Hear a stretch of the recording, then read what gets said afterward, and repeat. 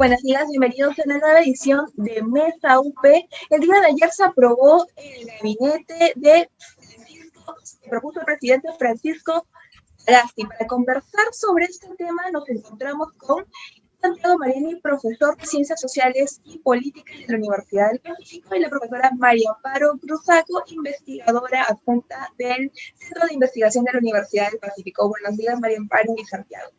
Buenos días, Nancy. Hola, buenos días, Invitamos, Nancy. Una alegría estar invitamos a aquí. todas las personas que nos acompañan a dejar sus preguntas en los comentarios. Iniciamos con una pregunta, Santiago. ¿Qué significa este voto de confianza que se le ha dado al gabinete? Significa un poco, podemos ver un poco más de interés real en la sociedad civil ya desde el Congreso. Yo diría que se trata, en primer lugar, de una buena noticia en medio de un momento muy complicado y muy complejo. Una buena noticia porque la alternativa a la confirmación del gabinete creo que hubiera introducido un momento de inestabilidad y zozobra que debemos evitar. ¿Y por qué debemos evitar? Porque lo fundamental ahora, creo que en la agenda pública, tienen que ser 3 puntos. En primer lugar, tenemos que llegar a las elecciones de abril, y tienen que ser elecciones neutrales y con todas las garantías, y tienen que ser ejemplares para que el próximo gobierno que asume dentro de pocos meses tenga un mandato muy claro y una legitimidad para poder encarar la agenda de los otros temas que van a quedar pendientes y que en la transición no se van a poder abordar. Y en segundo lugar, esa agenda que hay que recuperar, me parece, en medio de esta complejidad, es el tema de la pandemia y es el tema de la reactivación económica. Son 3 temas que creo que el gobierno no va a poder hacer más y tiene que dedicar sus fuerzas y gastar el capital político que le ha dado la ciudadanía y la confianza en tratar de llevar adelante esta agenda. Uh-huh, uh-huh. ¿Qué es lo que caracteriza a este nuevo gabinete? Es en estos momentos lo que el Perú necesita es un gabinete de repente muy técnico. Podría intentar responderte esa pregunta. Por supuesto, María Paro.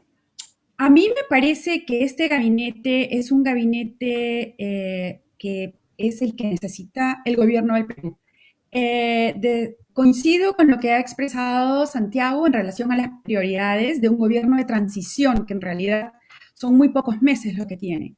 Entonces, tenemos en la cartera de salud a una persona, a una profesional que viene con la experiencia de haber asumido este cargo anteriormente y entonces le da un poco de continuidad al trabajo que se ha venido haciendo sobre la mitigación del contagio y sobre todo la transición que eventualmente se va a producir para la distribución de las vacunas.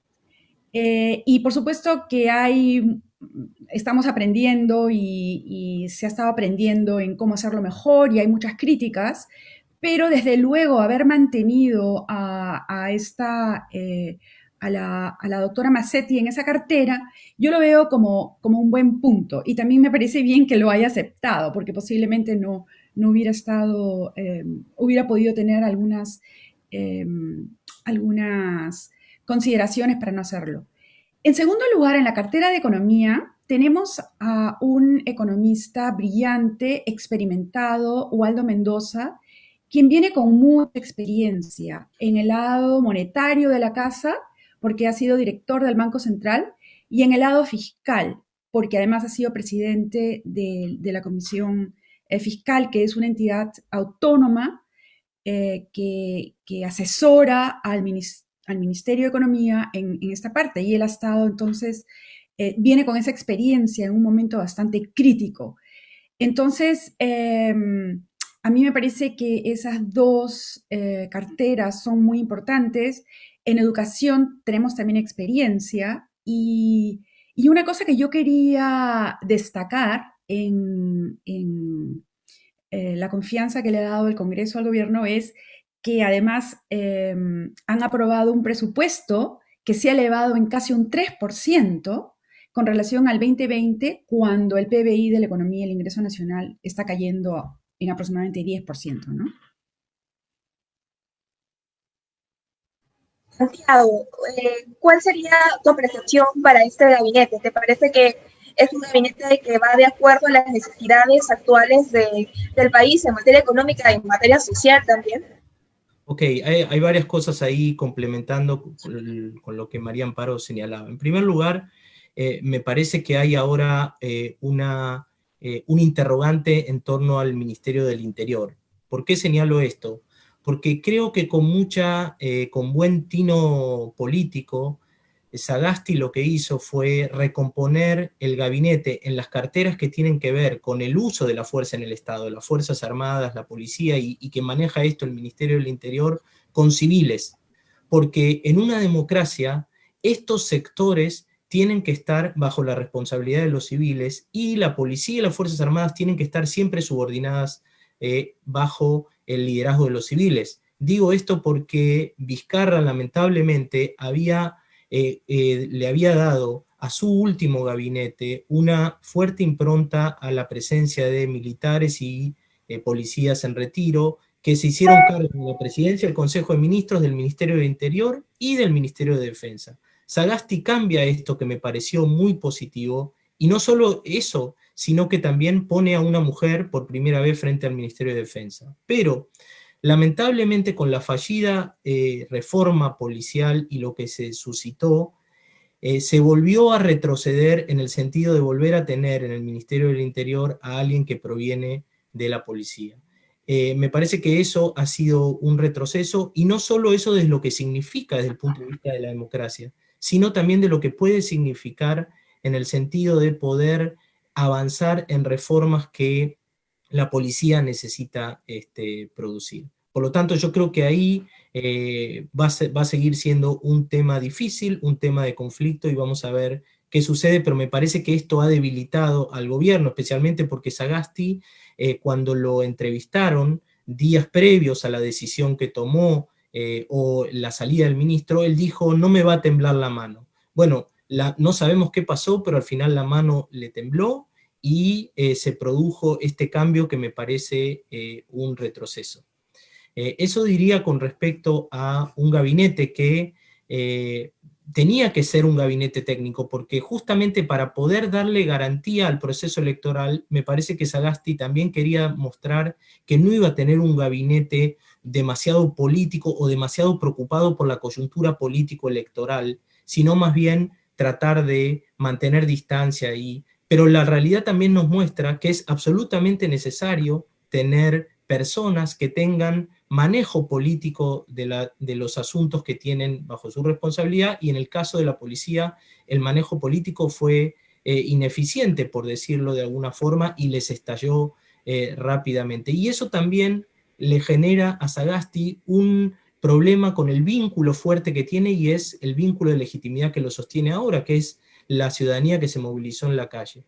Porque si él no es capaz de por lo menos avanzar en la dirección que ha propuesto, de que se realicen las investigaciones, de que haya respuestas sobre un sector en el cual ha habido problemas, muertos y siguen habiendo, eso lo puede debilitar peligrosamente con este vínculo que ha creado con la ciudadanía. Por lo tanto, ahí también creo que hay un elemento que hay que mirar y hay que observar con detenimiento.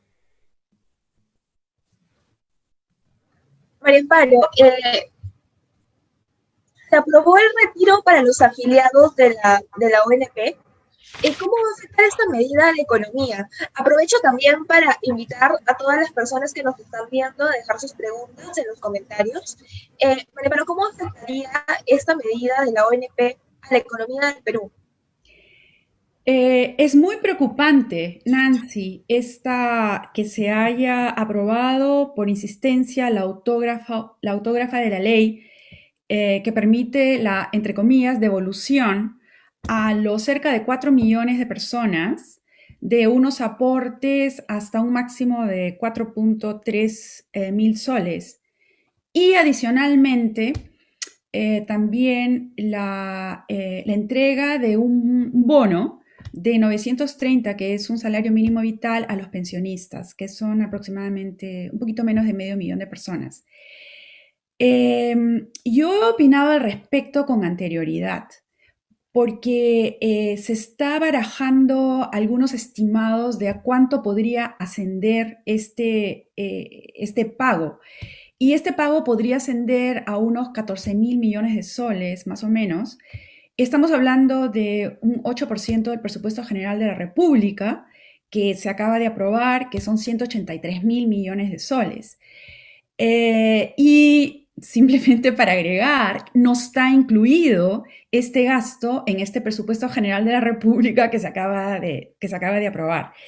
Entonces, yo quisiera hacer dos comentarios adicionales. El primero es que me parece que el presidente Sagasti ha indicado que va a haber una demanda al Tribunal Constitucional para impedir que se pueda implementar esta medida. Esto va a adicionar conflictividad, desafortunadamente, en un escenario altamente conflictivo, como lo ha descrito antes Santiago. Porque probablemente la promesa que ya se ha hecho a esta población, que van a recibir un monto, va a generar aún más demandas al gobierno para que se haga efectivo el pago. Y entonces, acá, ¿qué cosa es lo alternativo? La anterior ministra de Economía, la señorita Alba, había sugerido y había planteado una propuesta de una reforma de la ONP que era bastante lógica y a mí me parecía una buena manera de iniciar la reforma de las pensiones, rebajando los años de contribución de 20 a 10, rebajando también la pensión, etc. Entonces, quizás se podría rescatar eso, pero yo no sé si si se está creando un momento para continuar la conversación y para ver qué se puede hacer. Ya está aprobada la autógrafa. Ese es el primer punto. El segundo punto es que, en efecto, de pagarse, habría que incurrirse en una adición al déficit fiscal por ese monto, ¿no? Si hubiera que pagarse. Porque estos fondos no están en ninguna parte, ya fueron distribuidos anteriormente, es un reparto. Ahora lo que a mí me parecen dos cosas más sobre este punto. Uno, entonces, ¿cómo queda pensión 65? Porque ya a los afiliados se les ha permitido retirar y han habido diferentes maneras de retirar fondos. El último es de los 17.000 y pico soles que se acaban de aprobar. Y ahora la ONP, los aportantes también podrían. Y entonces, ¿qué pasa con pensión 65 que cubre a 500.000 de personas? Si es que le dan una remuneración mínima vital a los pensionistas de la 19.990, ¿no? Por equidad tendrían que recibir. Y finalmente, sí es cierto que en estas condiciones gente está pasando hambre. Hay ollas comunes que están tratando de mitigar la hambruna y la situación bastante precaria de muchas familias. Entonces, probablemente una alternativa podría ser un nuevo bono, pero hemos tenido dificultades en la distribución de los bonos anteriormente. Es una situación sumamente seria y muestra la debilidad y la capacidad gubernamental y de convocación y de resolución de problemas graves sociales y económicos que como en ausencia de las intervenciones, explotan, ¿no? Y explotan en medio de una pandemia. O sea, Santiago es el especialista, el científico político, ¿no? Pero es que es una situación o sea, estamos en una situación sumamente aguda. María Amparo, ¿cuál es el riesgo de estas medidas populistas? ¿Cuál es el riesgo de buscar este acercamiento con la población y digamos, esta aprobación a partir de transgredir ciertas normas que regulan la economía, ¿no? Es muy peligroso, Pilar. Es muy peligroso que tengamos un Congreso que hay actuaciones que son contradictorias. O sea, por ejemplo, en el caso de la ONP, para referirme solamente a esto, hay una comisión de reforma previsional. Y esa comisión de reforma previsional ha estado invitando expertos, considerando la posibilidad, incluso hace como un mes, me parece, salió con una posible eh, estructura que podría ser la estructura para el nuevo sistema. Y de pronto a nivel de todo el Congreso se dan estas aprobaciones populistas que están desbarrancando el trabajo cuidadoso que se hizo de disciplina fiscal, que yo creo que aunque fue un trabajo cuidadoso de disciplina fiscal, se debió haber utilizado los recursos para mejorar la infraestructura, una política social más efectiva, ¿no? Y no una férrea, un manejo férreo para solamente generar superávits en el déficit fiscal. O sea, también se fue a un extremo, pero ahora estamos yendo al otro extremo, ¿no? Al otro extremo de aprobar estas medidas que no se condicen con la excelencia en el manejo que ha tenido el Banco Central, por ejemplo, y con los esfuerzos de otros actores en la regulación. Entonces, yo lo veo como muy político y como peligroso. Santiago, estas medidas están buscando la aprobación de la población, están buscando abrir campo de repente para intereses más personales. ¿Cuál es el verdadero propósito del despliegue de estas medidas? Nancy, me parece bien importante lo que María Amparo está diciendo sobre el extremo al que nos fuimos. Nosotros hasta el mes de marzo tuvimos una economía que básicamente se preocupó por tener la estabilidad por la estabilidad en sí mismo. Cuando estalló la pandemia, se puso en evidencia que era obvio que el cuidado de la estabilidad a expensas de no invertir en infraestructuras como salud, como educación, etcétera, y no cuidarnos como sociedad en mayor inversión social, eso iba a tener tarde o temprano, como los mismos economistas señalan, iba a tener un final catastrófico. Por lo tanto, la pandemia creo que lo que hizo fue acelerar esto. Entonces, la reacción que viene es habernos ido a un extremo ahora, intentar irnos a otro. Pero ¿qué es lo que pasó? ¿Qué es lo que fue más grave, me parece a mí, desde el punto de vista político, que generó, además de la crisis política y la crisis sanitaria, una profunda crisis social, que recién está empezando a estallar y lamentablemente creo que se va a profundizar? Fue el uso de esos recursos, esos superávits, mencionaba María Amparo, no se utilizaron en educación, en salud, en bienestar. Se le decía a la gente, el modelo va a cumplir, ya va a venir, te va a llegar la prosperidad.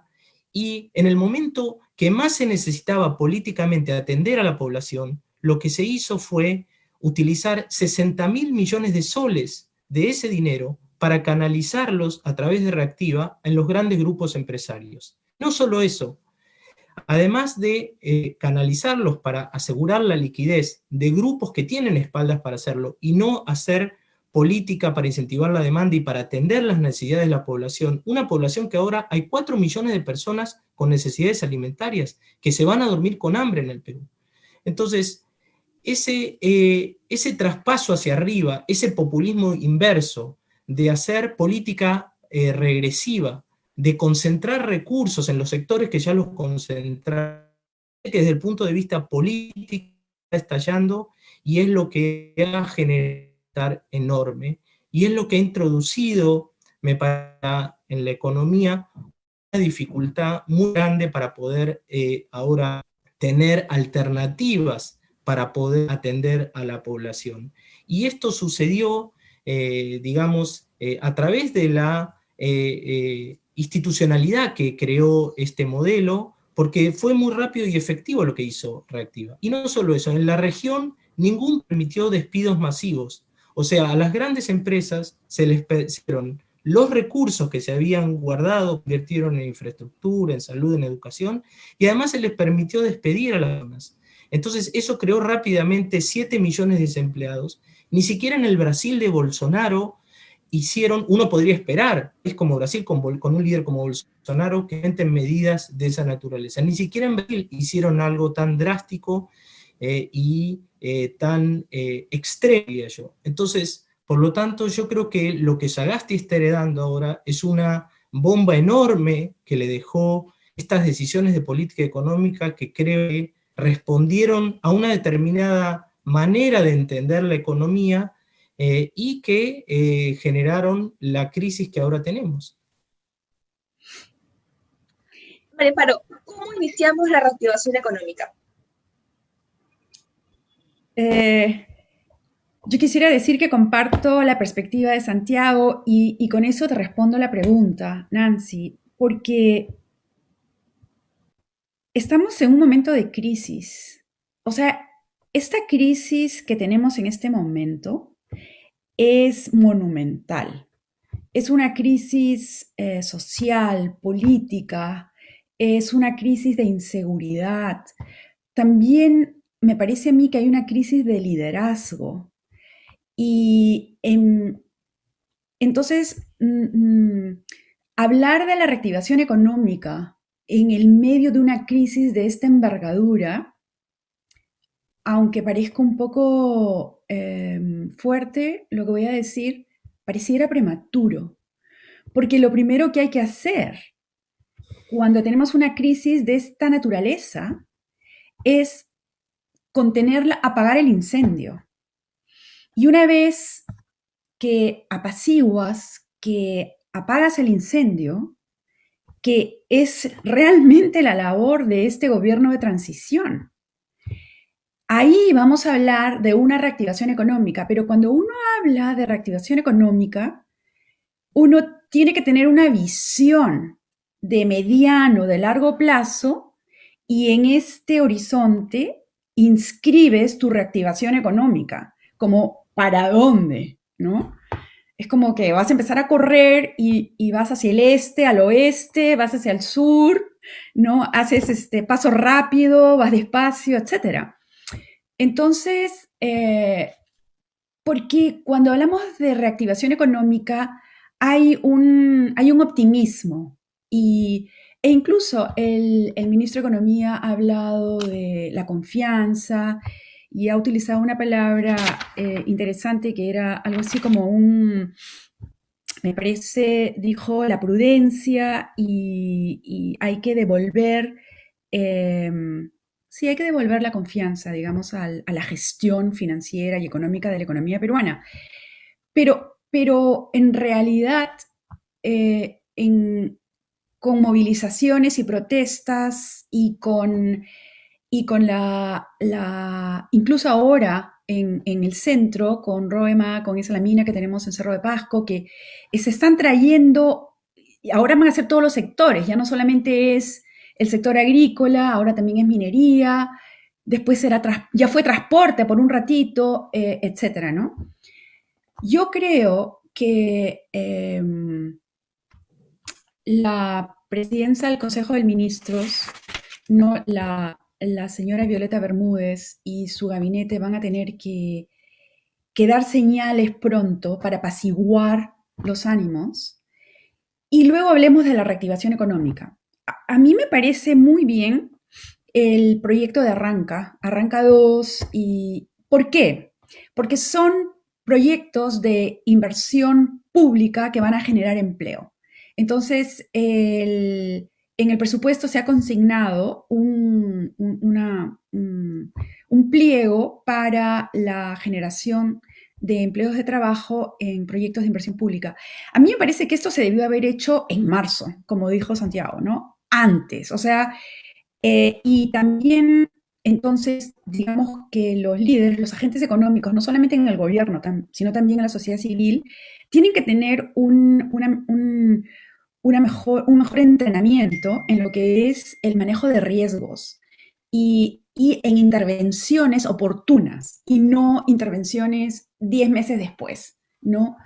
Entonces, se debió haber iniciado una expansión de lo que era el gasto público con la generación de empleos, incluso registrados, podrían haber sido bajo el régimen laboral temporal, pero en ese régimen también le paga beneficios a los trabajadores, los incorporas a la planilla electrónica, ¿no? Y eso hubiera generado una referencia de los que se estaban desempleando a los proyectos de infraestructura, por lo menos vial, irrigación, carreteras.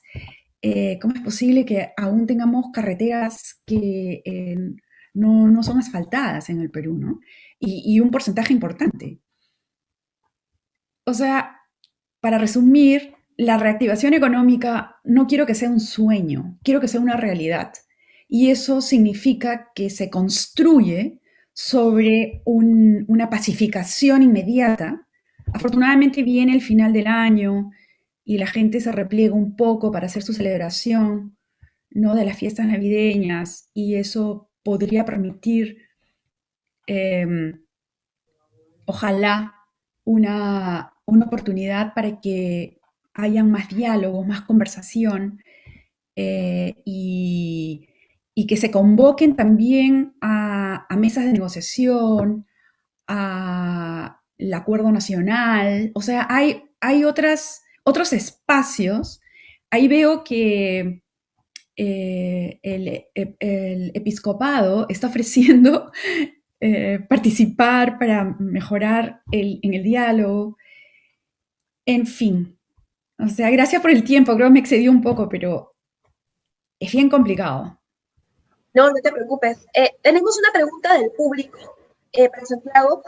Según lo que dicen, hasta el momento, al parecer, no hay salida de esta crisis social que mencionabas. O sea, ¿qué es lo que tenemos que lograr? Y según también lo que nos cuenta María Amparo, para que pueda dar una reactivación económica, ¿qué es lo que tiene que ocurrir? ¿Qué tenemos, digamos, qué medidas se tienen que cumplir para poder asegurar que se pueda empezar a reactivar la economía en algún momento? Ok, ¿cómo veo yo la salida desde el punto de vista más político? Voy a tratar de ser lo más breve posible en esto.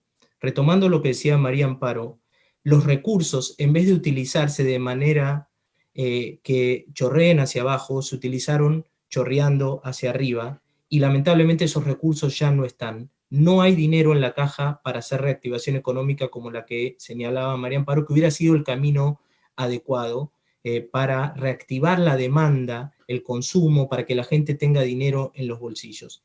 Eso no está, no va a haber esa posibilidad. Por lo tanto, yo creo que la única alternativa ahora, tampoco va a venir la demanda que existió única en la economía peruana entre 2004 y 2014, donde el producto, fruto de cómo demandaban las economías como China o India, crecía en promedio al 6%. Eso tampoco va a venir, lo sabemos desde 2014, y desde 2014 se tendría que haber invertido esos recursos en diversificar la economía, en generar en fin, pero eso no ocurrió, no hubo posibilidad de hacerlo políticamente. Entonces, yo creo que la única alternativa ahora es introducir algún tipo de progresividad en el pago de impuestos. Y esto significa introducir la lógica desde el punto de vista de la perspectiva ética, que quienes más tienen que hacer el esfuerzo ahora.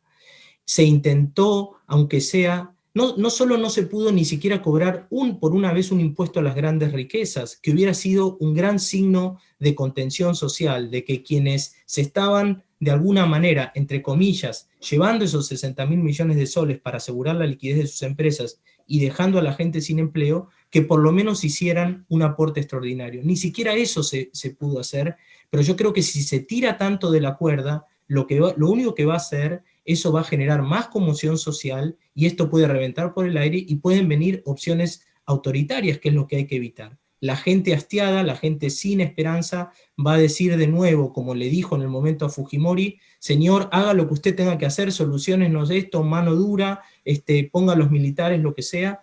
Y yo creo que es lo que hay que evitar. Para evitar eso, lo que hay que hacer es, a través de lo que estaba señalando María Amparo, tratar de fortalecer los mecanismos de diálogo para que esos mecanismos de diálogo traigan este tipo de soluciones y que inyecten recursos en la economía vía una progresividad en el pago de impuestos, porque ese es otro tema que está pendiente de discutir. Con el sistema impositivo que tiene el Perú, los que sostienen el Estado y los que proporcionalmente más pagan son los que menos ingresos tienen.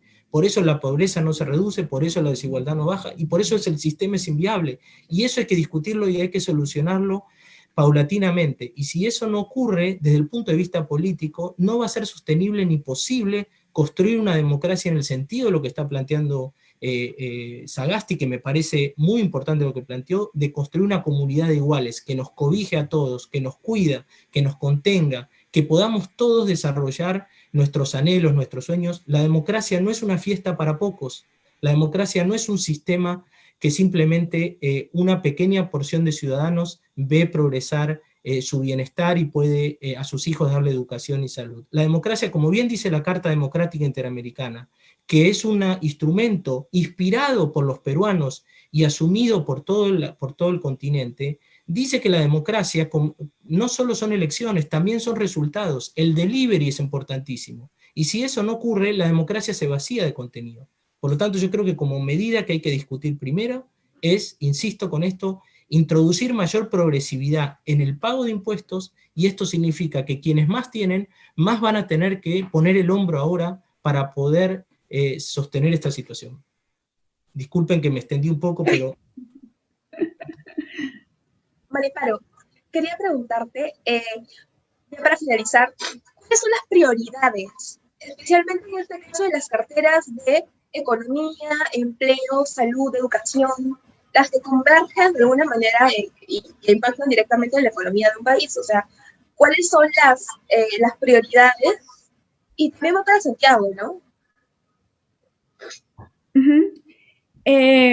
A mí me parece que las prioridades incluyen lo siguiente: generación de empleo productivo y registrado, hacer un último esfuerzo de gasto público en infraestructura, nuevamente, repito, y tratando de recuperar la demanda, que también Santiago lo ha mencionado varias veces ya, dado que ésta se ha desplomado el consumo interno porque el mercado laboral no se está recuperando como lo estábamos previendo anteriormente.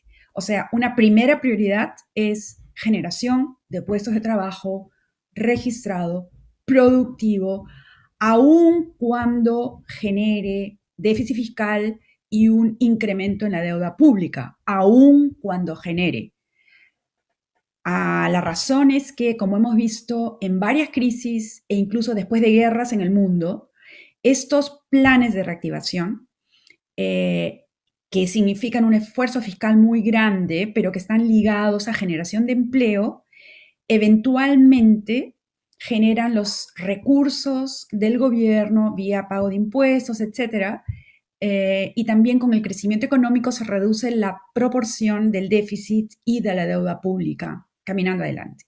Segunda prioridad es inversión en agricultura familiar, en esta agricultura que nosotros hemos llamado antes de subsistencia, pero es la agricultura en los valles andinos, es la agricultura que nosotros hemos descuidado por mucho tiempo y que donde reside 1.5 millones de peruanos y más, o sea, que trabajan y sus familiares, y comenzar a dejar de importar alimentos. Justamente estaba viendo un informe del economista Segarra sobre cómo se han elevado las importaciones de alimentos, y esto es por el estancamiento e incluso la manera como ha retrocedido esta agricultura, que es la que nos alimenta de subsistencia y aquella que alimenta la demanda interna de agricultura, porque no solamente es la agricultura de exportación moderna, no solamente es la palta, el ajo, los espárragos, la uva fresca, es la agricultura de pan llevar, ¿no? O sea, esa es la segunda prioridad. Una tercera prioridad, en mi opinión, es que continuemos dando, no beneficios, pero sí promoviendo, apoyando, sí, beneficios a las MIPES, porque las MIPES emplean al 90% de la fuerza laboral y hay muchos empresarios que han tenido que dejar de trabajar. Y eso debe ser una estrategia grande y ahí hay muchas ideas. O sea, estamos hablando de esto hace décadas, ¿no? De cómo fortalecer a los productores y a los empresarios pequeños y que tienen que asociarse, formar cooperativas que eleven su productividad. Entonces, y finalmente, y ninguna de estas es como por orden de prioridad, ¿no? Todas estas son importantes. Finalmente viene la inversión en educación y salud. O sea, es importante que nos ocupemos de erradicar la anemia entre los niños, de mejorar la educación, de fortalecer los talentos y las habilidades de jóvenes. Entonces eso es muy importante también. Uh-huh.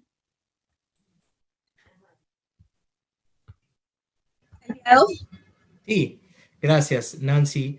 Yo celebro que María Amparo, como economista, mencione la palabra déficit y que nos saque el temor de lo que eso significa, porque justamente en los periodos de crisis es donde hay que hacer política contracíclica. Es lo que todas las economías demandan y lo que el conocimiento económico ha acumulado y sabe. Ahora, para hacer política contracíclica, lamento volver a esto, había 60.000 millones de soles que se deberían haber utilizado para las MIPES, para los ciudadanos, para crear el tipo de empleo que mencionó María Amparo. Ese dinero no va a estar, por lo tanto ahora hay que atender a urgencias mucho más prioritarias. Yo diría, en términos de prioridades, primero la situación de 4 millones de peruanos que se van a dormir con hambre en el Perú. Esa es una primera prioridad. Segundo, el tema de las vacunas. No podemos fallar porque eso también nos va a permitir poder reactivar, tener a la población en una situación distinta en la cual pueda interactuar. En tercer lugar, el tema complejo del Estado que estaba mencionando María Amparo, y ahí creo que desde el punto de vista laboral, el Ministerio de Trabajo y Empleo tiene ahora un valor fundamental y hay que tratar de que este tipo de mirada acerca de que el empleo es una cuestión que soluciona el mercado solamente, creo que hay que desterrar esa mirada y ahora sí el Estado tiene que tener una posición distinta en la cual el empleo tiene que ser algo en donde el Estado tiene algo para decir y hacer. Entonces creo que también hay que cambiar miradas, hay que rediscutir en esto que decía María Amparo con el diálogo, el tipo de sesgos y de mitos que están alrededor del funcionamiento del Estado, y hay que construir el Estado para que tenga estas capacidades y estas posibilidades de canalizar los recursos con distintos resultados. No es algo que va a poder hacer este gobierno, pero sí puede dejar sentadas las bases para que eso pueda suceder. Y a mí me parece que en esa discusión de construir un Estado que provea salud de acceso universal, etcétera, alguien lo tiene que pagar, eso los economistas lo saben. Por eso insisto en la progresividad y en la discusión del tema de los impuestos, que es en política la madre de todas las batallas, porque ahí es donde se juegan realmente los intereses y el bolsillo de los que tienen recursos y no los quieren dar, y se empieza esa tensa discusión en la cual es muy difícil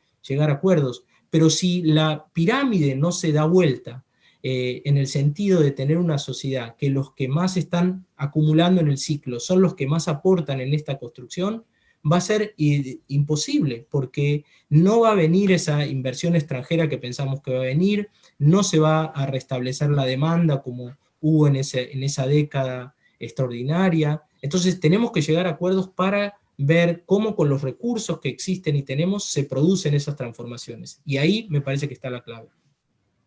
Muchas gracias, Santiago, María Amparo. Con esto llegamos al final de esta edición de Mesa UP. Agradecemos a las personas que nos han acompañado. Muchas gracias por acompañarnos y los invitamos a vernos en las redes sociales de la Universidad del Pacífico. Hasta una siguiente. Muchas gracias.